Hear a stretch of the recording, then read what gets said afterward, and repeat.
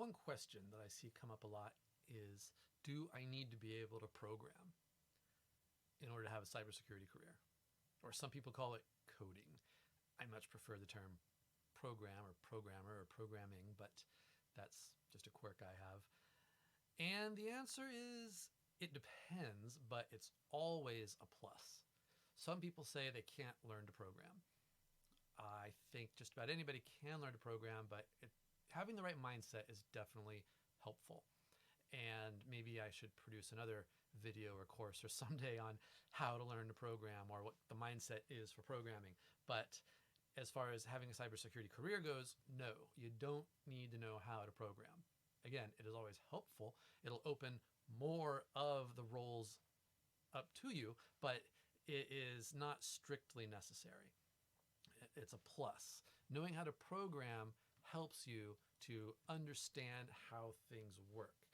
And knowing how things work is critical to being in security. You can't prevent someone from breaking something. You can't defend something if you don't know how that thing works, how it's supposed to work, what its quirks and weaknesses are.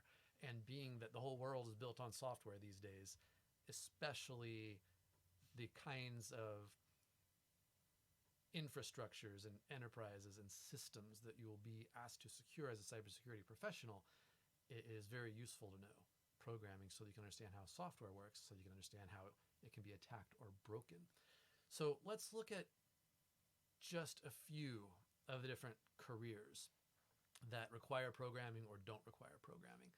For example, a lot of people think about breaking into computers, breaking into systems, testing security, being a penetration tester, or what we call being a red team person, a red teamer. Now, that's actually a very small percentage of the cybersecurity business. It's, I'd say there's 10 blue teamers or 10 defenders for every one red teamer or one attacker or offensive security person. There's all kinds of different terms to refer to these different things, attacking and defending. But a lot of people think about attacking when they think about a cybersecurity career. Maybe they've seen it in the movies and they think it's really cool and they want to be that person who breaks into the systems and tests security. Well, if you're going to do that, you definitely need to know how to program. You need to know how buffer overflows work and format string vulnerabilities and all the different kinds of memory management errors that can lead to intrusions. You need to know how compilers work and stacks and all kinds of, you need to be a good programmer and really know the intricate details of how software works in order to know how to break it. So if you're going to be, again, a red teamer, an attacker, an offensive person, a penetration tester, whatever you want to call it, on the software side of things anyway, then yes, you definitely need to know how to program. If you want to be involved in application security, either, for example, auditing applications to make sure that they are done properly so that they are strong, they have good defenses, they don't have well-known programming errors in them, then yes, you definitely need to know how to program so that you can review and audit other people's software and look at their software architectures and figure out what the weaknesses in the system are and how it should be done. If you're going to be a security engineer, someone who looks at whole systems, networks, infrastructure to figure out how to defend them and to recommend security controls and to audit them and so on, it's not strictly necessary that you know how to program, but it definitely helps. And it would give you a leg up on someone who comes along who doesn't know how to program. And not only is it useful to know, again, how the systems work, how the software works, but if you're a programmer, it helps you to automate.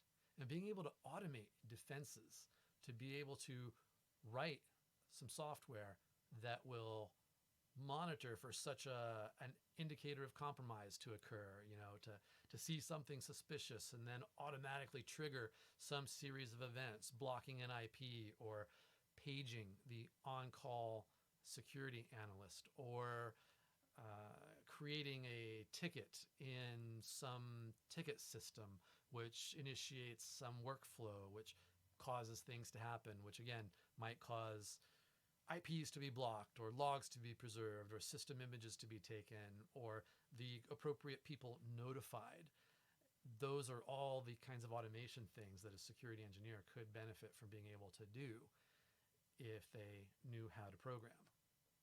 Now, let's say maybe you're going to be in compliance. You're going to look at a company's process and make sure that it matches the security controls, the compliance regime that they are supposed to be following. Well, then you don't really need to know how to program. I've known a lot of good compliance people who were able to do their jobs very well, and they did not know how to program. They were mostly into the legalese side of things, reading and interpreting the words of the security standard that they were being audited against. They were in charge of preparing documentation and checking the boxes and making sure all the appropriate things were done. They were often working with outside auditors, so there's a people aspect to this also.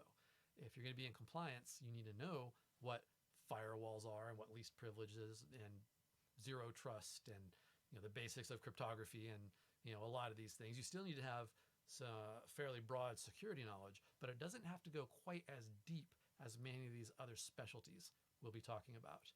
And it's much more of a paperwork, program management, people interaction type of job to be in compliance. You need to convince the auditor to sign off on the attestation or certification or whatever that your network meets the security requirements of whatever security standard you're being audited against.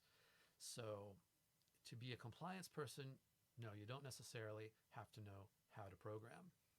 Maybe you're going to work in the security operations center. You're going to be a security analyst. Then, again, it's useful but not strictly necessary.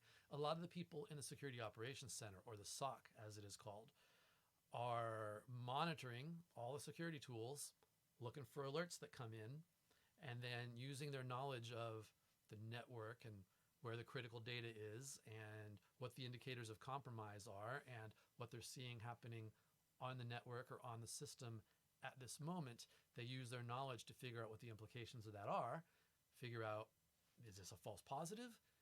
Is this possibly an indicator of compromise? Or is this an indicator of attack, meaning that we're being attacked, but maybe they're not in, maybe they are, and using their judgment and knowledge of how the system works and what their local policies are to then take the next steps to initiate further investigation or to initiate the incident response procedure, all those kinds of things. Now, being able to work in a security operations center is, to be able to automate things in that environment is useful. And to do that, you'll generally have to have some sense of programming. But again, it's not strictly necessary. You could be involved in vulnerability management. And in that case, knowing how to program is very useful as well, because a lot of the vulnerabilities that you might hear about that your security scanner might detect are software vulnerabilities. And you need to understand something about software and how it's written in order to really know the implications of what that vulnerability would be. So again, it's not necessary to be a programmer for all roles. It is necessary for some roles.